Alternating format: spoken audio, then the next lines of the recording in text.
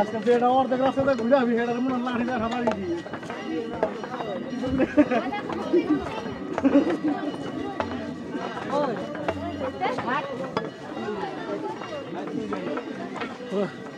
দেখা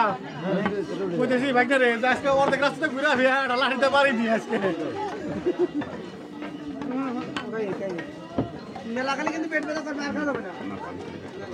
কিন্তু তো কিছু নিয়ে যাচ্ছে গেতে শুন নামতে শুনবেন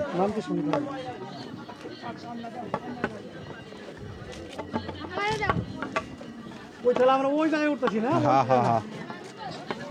পাহাড় হলো ওই জায়গায় এই জায়গাতে যেতেছি আমরা আপনার ডাইরেক্ট না তো ডাইরেক্ট তো যাবো না